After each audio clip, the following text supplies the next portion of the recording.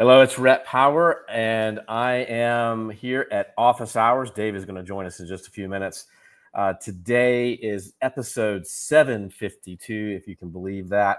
But it's a wonderful summer morning where I am. But my guest and David's guest this morning is Emil Barr. We've got a bunch of great guests today, in fact. But Emil, welcome. Yeah, thanks for having me on. And we're going to talk about you're the CEO and co-founder of Candid Network and FlashPass.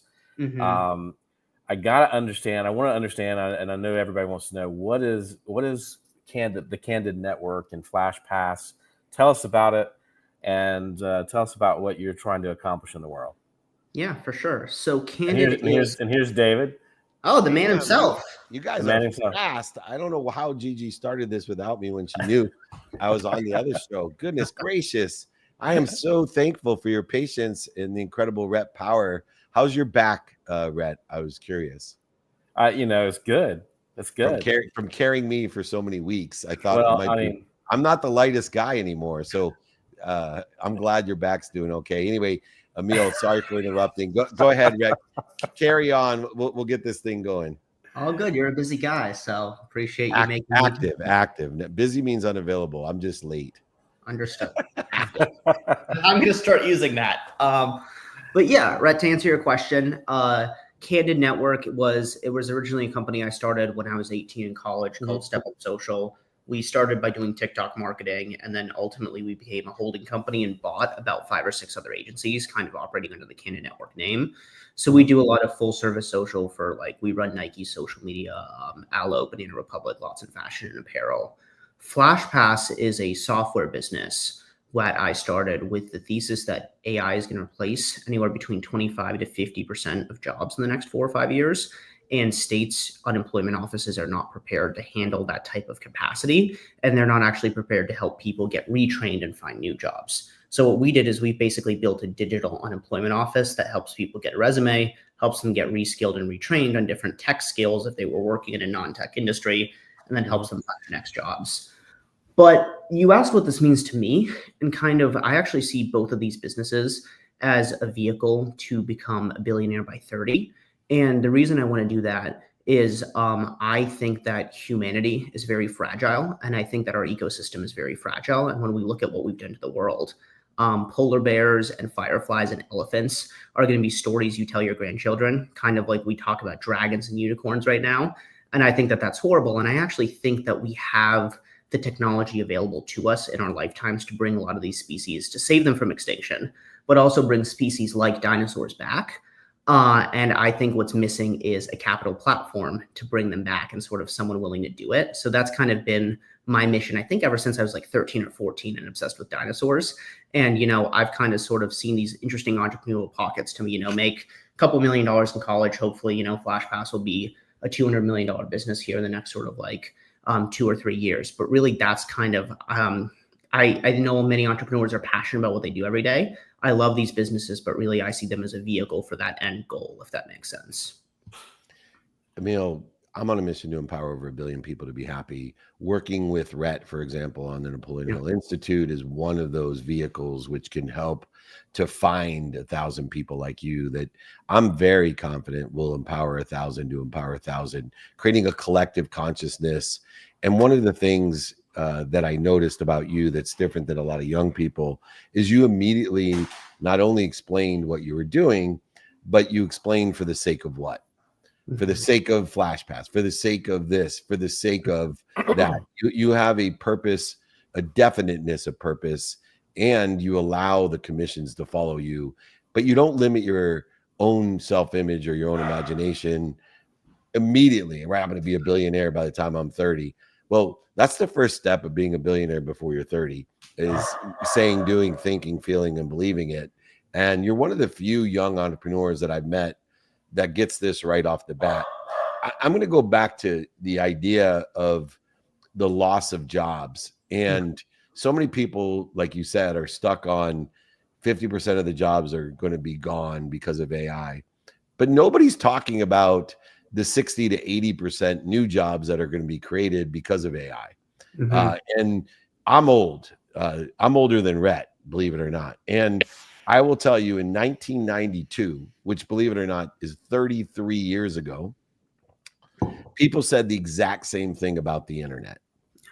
All these jobs, everybody's going to lose jobs. The country's going to go down. It's extremely fragile. It's amazing. The dinosaurs are going to be the cats and the dogs of our 30 years from now, blah, blah. And then there was young entrepreneurs named Jobs and Gates and Dell and Musk at Wharton and at Stanford and at Harvard. And they said, I'm going to focus in on and be one of the 2%, not the drifters. I'm going to create the change and create the jobs. And that's what is most remarkable about you. If those 50% of the people are going to lose their job because of AI, what skills, knowledge should they be developing today to take advantage of what I believe from my experience over 33 years of the 80% new jobs that are going to create extraordinary wealth in America, particularly? What should they be developing? Because you have a better keen eye on that than I do. Yeah. Now, I would challenge that assumption a little bit in the sense of the internet, because what we saw was, yes, there was all these new jobs created, and I'm still very bullish on AI, for the record. I think AI is a force for good. I also think it's going to create the biggest unemployment crisis since the Great Depression that this country has seen with the path that we're currently on. But it's fixed. I don't disagree with that, but I also know that over time, it's going to create more jobs than are existing today. Absolutely. The key is reskilling and retraining people. That's my question. What should we be reskilling at? So we're in agreement. Yeah. Okay. Perfect. So there's 3 things that we like to focus on. I'm just a shitty question asker. So judging by your audience, thousands and thousands of interviews, I learned how to ask a fucking question, but obviously I haven't. So can you please tell me how we should reskill so they can take advantage of all the new jobs? Yeah. So the biggest thing is AI. They have to learn AI prompt engineering, AI quality assurance, AI control are by far about 60% of our on-platform revenue is just AI skills. So teachers learning how to use AI to grade tests, create quizzes, things like that. The second, I think, is going to be cybersecurity. We're seeing a ton of growth in that industry, and we do a lot of cybersecurity education. The third is digital marketing. So how do we move out of the traditional, print and paper, and how do we talk about marketing to people in a digital world and meeting users where they are? And then the fourth is actually education. I think with this rise in people needing to find new jobs, you're going to need a lot more qualified instructors teaching people how to learn these new skills or use these skills. So those are the 4 industries that we talk about. But the biggest one by far is the easiest way to stay relevant in the age of AI is to learn about AI and how to use AI, and those tools and trainings are readily available. What's scary is what's scary is I've got 2 boys in college, and that's scary. Try 3 girls. I know, and I feel for you, brother. I feel for you. I don't know what I had done as a father of girls. I really don't. I may be behind bars or something. I don't know. But what's really scary to your point, even the colleges haven't figured this out yet. We haven't figured out how to train even young people on the right skills, right? Mm-hmm. I mean, the colleges are taking this approach where you can't use it, you can't do this, and I don't think that's the reality of what they're going to face when they get in the job force. But I want a question. I've got a question for you. You've scaled fast, but speed often creates this sort of culture debt. Mm-hmm. What have you had to unlearn about leading people in a high growth environment? What's something that you've had to sort of change your view on and change your leadership style? Yeah, I think that it's been. I think the biggest thing for me has been more flexibility in how you treat people. I think that Candid never got past that early startup stage of 5 to 10 sort of core folks that do a really great job, and everyone's staying up until midnight, and working weekends. And one of the most interesting things about FlashPass we've learned is oftentimes your best talent doesn't want to do that. And that might be unique to the government sector. We do a lot of B2G work, but oftentimes our most qualified people are looking for things like remote work and work-life balance. And that's very different from how I operate. I work 20 hours a day. I outsource Oh, we lost him. Yeah, I probably didn't pay his internet bill. Well, that was over. That was over anyway. I love this kid, man. He is going to be a billionaire. I guarantee it. I'm so interested. I'm asking him if I can invest in FlashPass because he's thinking a proactive application of why manner, which is something that you teach people in building brands, in building businesses. I love how you bring meaning and alignment with the industries, careers, and jobs that are doing well, stable, and you think are going to be doing well. That's pretty much aligned with Emil himself. Yeah. Moreover, we'll bring on David. He's here. We'll perfect entrance. But check out Emil, by the way, and he is just killing it. And I got my wrong notes up there. Why don't you introduce David, my friend Rhett? I will do that. David Royce, good to have you. You're founder of Active Environmental, and I'm so curious about what is Active. Tell us about it. Tell us what you're working on, and I'd love to hear more. Yeah, so we just sold this past fall, and I've been working for 20 years. I built 4 different companies in the same industry. And yeah, I'm excited for what's next, which I have no idea what that is. Just it's been a really great run. Well, in looking at your exit, in less than 9 years, you've been able to scale to over $500 million in gross revenue in more than 5,000 cities. But we were talking about for the sake of what, and these PE firms are working with different industries and rolling them up. Yours, Right. if I'm not mistaken, was pest control. That's right. Yeah. And there's a reason why you were able to exit. And it appeals back to what Emil was talking about. There's going to be a huge shortage of what needs to be done. Electricians, windows, washers, pest control, security, all the last mile businesses are going to have an incredible shortage. And it's a great investment opportunity today to find these businesses.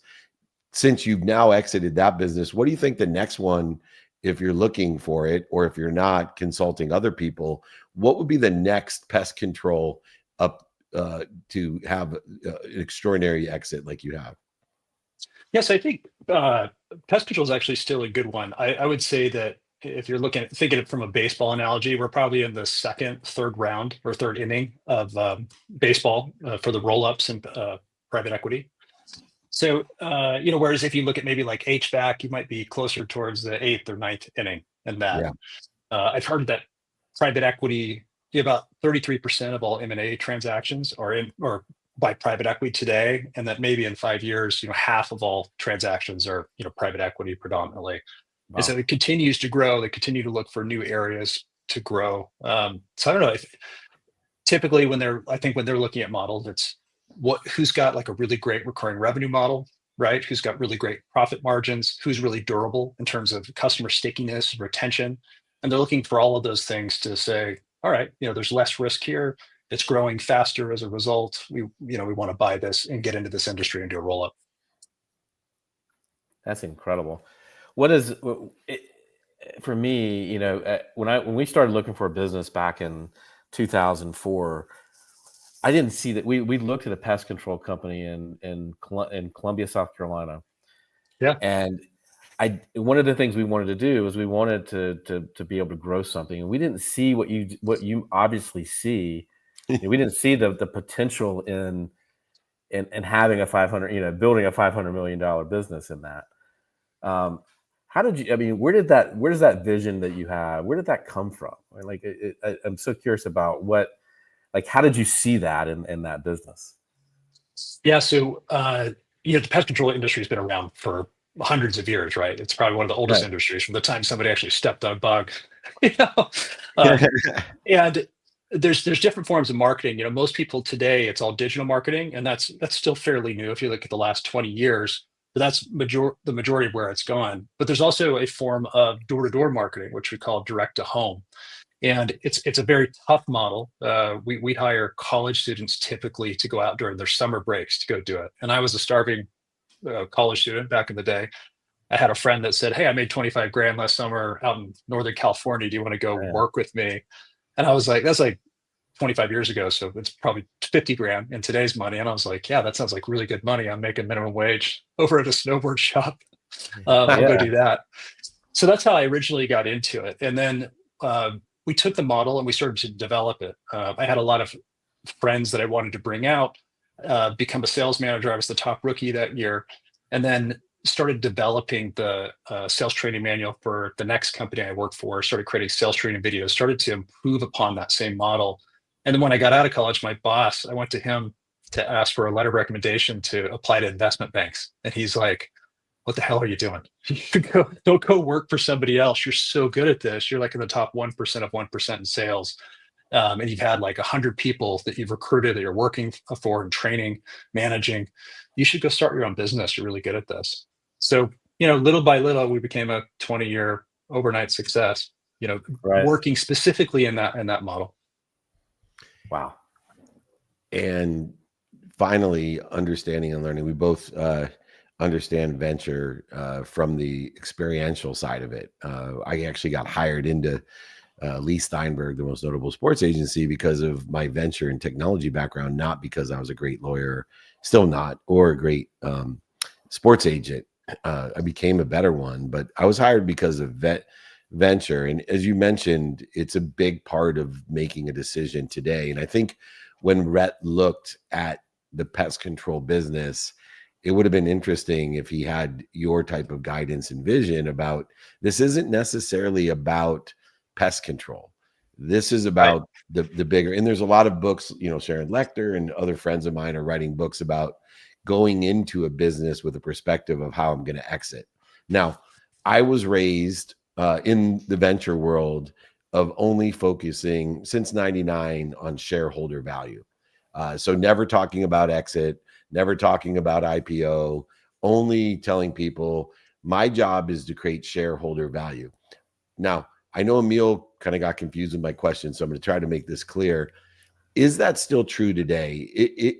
My philosophy was, if all I focus in on is shareholder value, then whatever the opportunities are, I'll have more and better opportunities than anyone else. Or should I be specifically trying to build a business that is attractive to venture people, in this case, private equity firms that are rolling up accountants and air conditioning and pest control and parking lots and all the things that I've invested as an investor in, but not as an operator?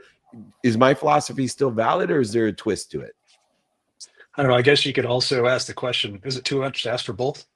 No, right. Oh, I think I would say that shareholder value would absolutely be part of it, but how important is, structurally preparing beyond shareholder value, making sure I'm attractive to PE firms? Because there's more than shareholder value that PE firms look at. Yeah, I've always heard the strategy, begin with the end in mind. And so I think that's helpful because you never know at what point you're going to say, I've kind of learned everything I'm going to learn, and maybe I'm ready for a life change, ready to do something different. But our focus was always on the customer, as opposed to just like, how do you grow really fast? Like, the customer is number one. Really, your employees even become before the customer, right? Because the way you treat your employees is the way they're going to treat your customers. And it kind of, from a sales perspective, because I had been on the doors and knocked 60,000 homes, and talked to so many people, I understood what they were looking for. I was, I really believe that the best ideas come from those in the front lines.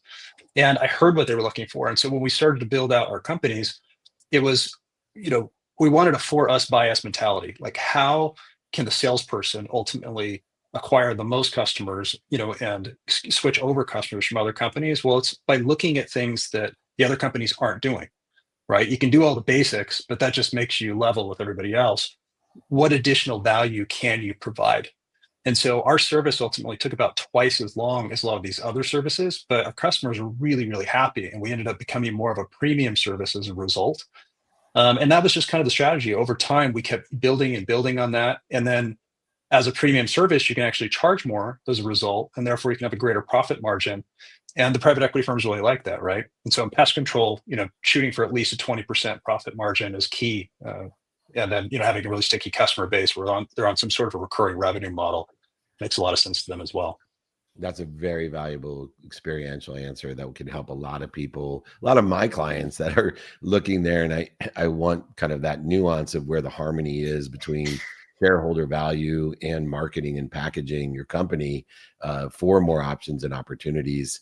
We need more of you, David. So you're going to get more invitations. We'll be at SiriusXM, Rhett and I, July 15th. So right around the block from you. We're also at SoFi Stadium, our offices and studios. So I'm gonna have my team reach out so we can get together in person. I want to learn more from you and get some more exposure to some great nuggets that you've learned from great success. If you want to get to where you are, find someone that's already there and ask them for directions. Congratulations, David Royce, the Rolls Royce at Aptive Environmental, serial entrepreneur, which means he definitely is looking for his next venture. Thanks, brother. You bet. Thanks, guys. Great. Let me in on the secret. When you figure out what's next, I want to invest. Yeah. Well, we got plenty of investors for David. Right on. Thank you, man. You bet. Cool. All right. Well, we had the Rolls Royce. Now we have the Fleetwood coming in. We got cars everywhere today. We are blessed before our Freedom Day to have our friend Fleet Mall here. And he is the entrepreneur's Zen master. Rhett, talk about right up our alley. And we're going to talk about his MBA program designed for and by entrepreneurs to help build systems, lead effectively, and scale profitably without the interference that causes burnout. Welcome to Office Hours, Fleet. Hey, thanks for having me. Great to connect with both of you, David and Brett. Brett, Thank you. Rhett Power, my main man. Well, you know, in your own entrepreneurial journey, you have built a neighborhood, a community of entrepreneurs with 40 plus legendary entrepreneurs themselves. And I'm sure a lot of them are my friends, as you and I and Rhett all share in the ferocious Buddha philosophy, I call it. That's what it takes in entrepreneurism. You need to be a ferocious Buddha. So I'm going to start there with my brand called the Ferocious Buddha. Most people don't understand the Buddhist side of being a ferocious Buddha when it comes to entrepreneurship. How can we help people with the predisposition of surrender that exists in the Tao, in Buddhist philosophy, to be able to be a ferocious Buddha? Well, you know, there's so many things that can get in our way. We've all inherited so many limiting beliefs and so much limiting conditioning from just the cultural legacy, our family legacies. And it's not to blame anybody, it's just a human condition. We all start off in a survival-focused, fear-based condition, and it takes real transformation to get to where we can operate in a self-leadership position with a positive mindset, a no-limits mindset, right? And we're at a really interesting time in human history when we have access to all the incredible intertechnologies of the world's meditative, contemplative, and yogic traditions, East and West, that have evolved over thousands of years. Just amazing stuff that you used to have to climb over 3 mountain passes and risk your life to get to, right? Now it's just all available. Some of it's the more really advanced stuff is a bit self-secret. You need interpretation, but it's basically all there.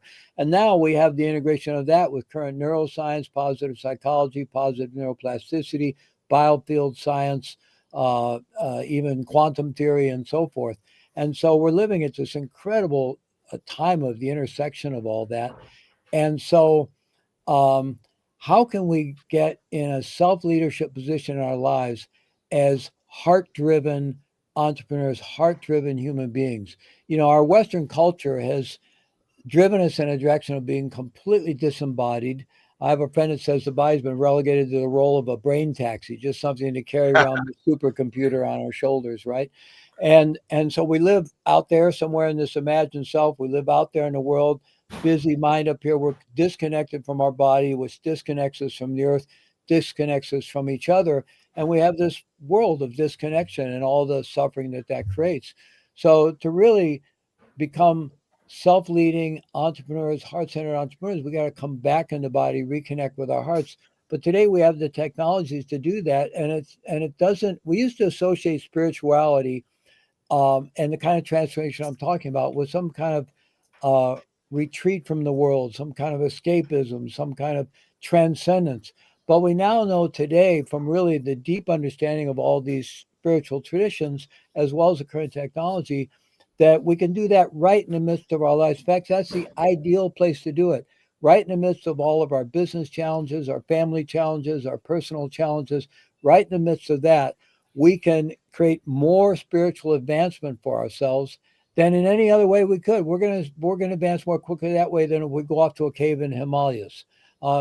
Bless our hearts if somebody chooses that path. But really, I think the path today is, how do we be alive in our body with our heart wide open, vulnerable, and embracing the challenge in this incredibly changing world that we live in, with all the advances in AI and the speed of change, everything that's going on, and get excited of all that, get off the heels of our feet, deconstruct any victim mindsets we find ourselves caught in, and get back, in that lean forward position and just embrace it. And that sounds all well and good to somebody. They might say, well, it feels like jumping off a cliff.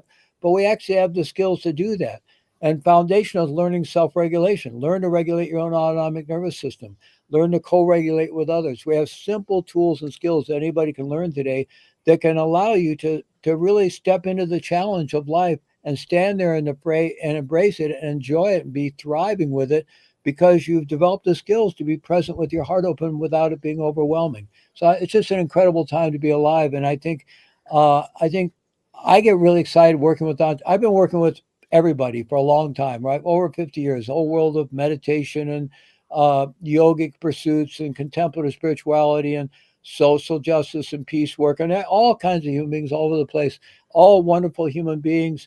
I love working with entrepreneurs. I get really excited working with entrepreneurs because there's this courage and there's this energy and there's this living in the world of possibility. I mean, if you're an entrepreneur, you have to live in this world where, you believe you can do anything. You absolutely believe you can do anything. The world has to totally convince you that you can't do something before you'll stop. You know what else is nice, Fleet, about dealing with entrepreneurs instead of the Transformational Leadership Council, is entrepreneurs have money to pay you. So I like that. That's a big deal there, and that has some small part to play in the way we're sort of pivoting to not lose our old audience, but to embrace this world of entrepreneurs, because they're willing to invest in their own success. Because they got money. A lot of the spiritual world, bless their hearts, they think everything's supposed to fall out of the sky for free. I don't know how that works. I think the secret hurt that a little bit. Yeah. Anyway, Rhett, bring us home, my brother. We got a lot to learn from Fleet. I could talk to Fleet for hours and hours, I think. Your story is, fascinating. And you turned a 14-year prison sentence into a life's purpose. Yeah. And, I think this is I think it's going to be a two-part question. And so forgive me, but what's a belief that you held back then that you completely view now as false and unhelpful? And then I think the other thing I'm curious about is how do you help people figure out when they're not in alignment?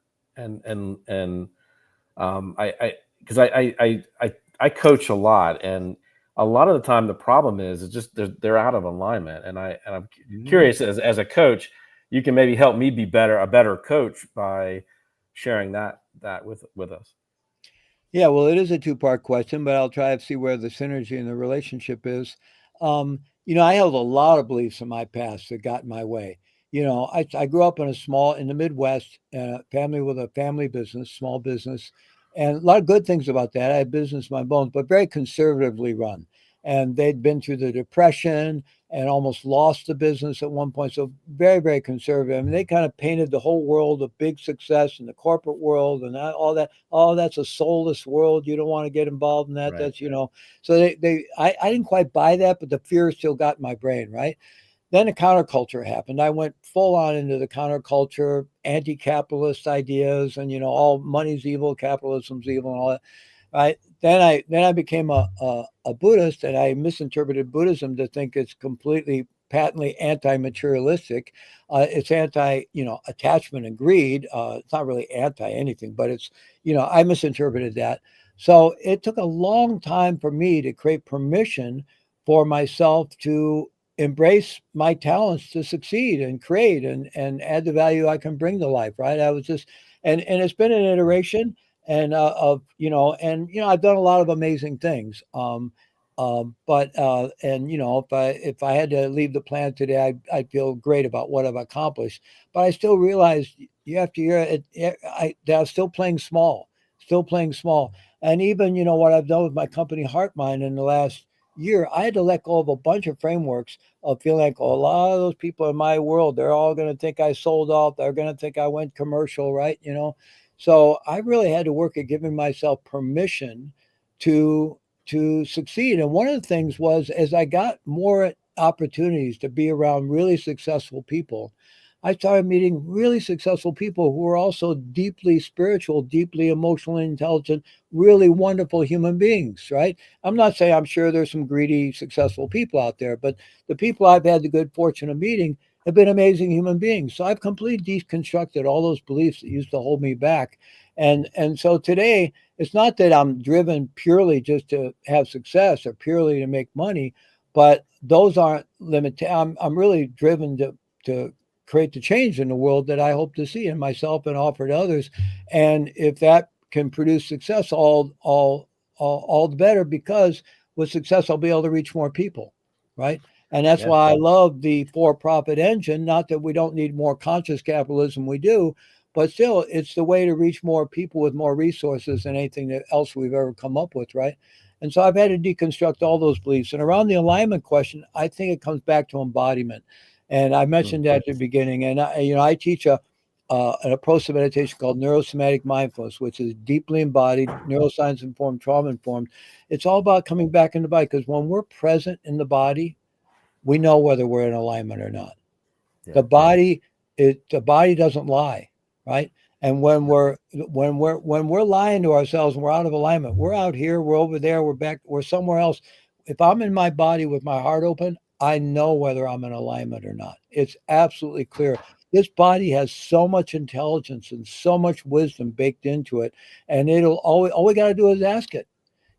Take a breath, drop in your body, feel your heart. Okay, am I in alignment? Or is this thing I'm considering, is that in alignment with my purpose and who I really am? You'll know right away. No doubt. I am happy, I am healthy, I am wealthy, and I am worthy. If you want to figure out what you're doing to interfere with it, you need a great Sherpa, a great guide, the Zen master of entrepreneurship, entrepreneur Zen master himself, Fleet Mawal. Thank you so much for joining us. We have so much more to do with you as well. You will get invitations, not obligations. If you want to work with legendary entrepreneurs, then work with our friend Fleet. He has a fleet of legendary entrepreneurs. We could take Conscious Capitalism, Compassionate Capitalism, which is a book that Blaine Bartlett and I wrote together, trying to transcend this idea. I believe it's okay to be greedy if it's for the sake of helping other people. So we should receive as much as we can so we can give even more. I know Rhett Power helps me in that regard so often. I want to thank you, Fleet. Just promise us that you'll come back and join us more often in person, on the phone, email, and social media. We need more of Fleet. I'll come back anytime. Thank you so much. Great to connect with you, Rhett and David. Thank you for having us. You're awesome. Thank you. All right. All right, my friend, my favorite time of the day. Thank you for your patience as you have carried me on Thursdays a lot lately, but it's so good to see you. We definitely have to catch up. We got all good news on the front of Napoleon Hill Institute, which Rhett and I will be leading the way as the time evolves and unravels with the revolutions and inspiration, intuition, and intelligence of the amazing Napoleon Hill, Think and Grow Rich, Outwitting the Devil, and so much more to come. Mr. Rhett Power, before 4th of July, what's your takeaway of the day? Vision, man.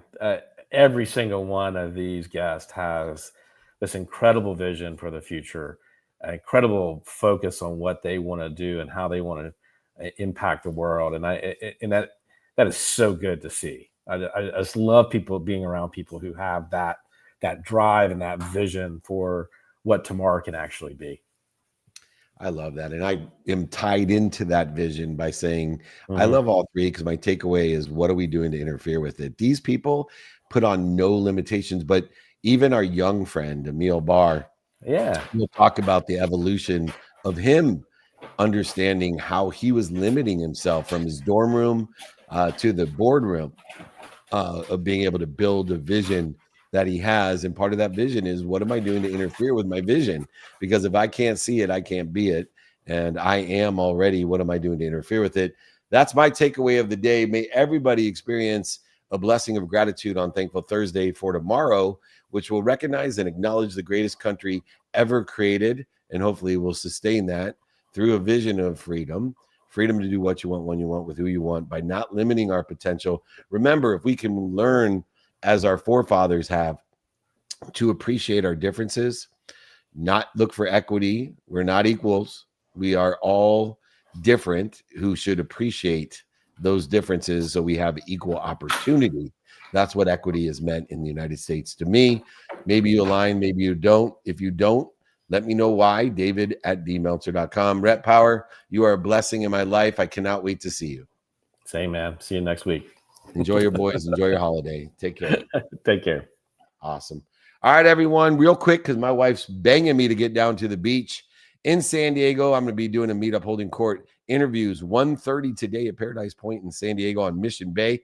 Aspire Business Tour, the biggest and best business tour. David Goggins, myself, the Sharks, Andrew, Eddie, Timmy, everybody will be there, especially Tim Story. Shout out to him. San Antonio, then we'll be at NBA Summer League, VIP cocktail dinner. Marshall Falk, Hall of Fame running back, and I are doing a after party together in his penthouse. Then we'll be in Nashville for a fire walk right up Fleet's Alley. Learn with the transformational, unbelievable Bucky O'Neill. And then we'll be in Atlanta for the MLB All-Star Weekend. Come and join us there in Atlanta. Then back to SiriusXM as I'm on tour. SiriusXM Studios, mastermind, learn how to utilize content to capture, amplify, modify, and perpetuate your essence, your frequency in alignment with where you want to be, or better. Be all you can be. Figure out you're doing interference. And I'm David at David Meltzer. There we go. David@dmeltzer.com. If you want to be invited to over 200 cities that we're in, 949-298-2905. If you're offended or obligated when someone invites you, please don't text me, because you'll be offended and obligated. 949-298-2905. Remember, most importantly, be more interested than interesting. Be kind to your future self. Do good deeds. God bless everybody. Have a happy 4th.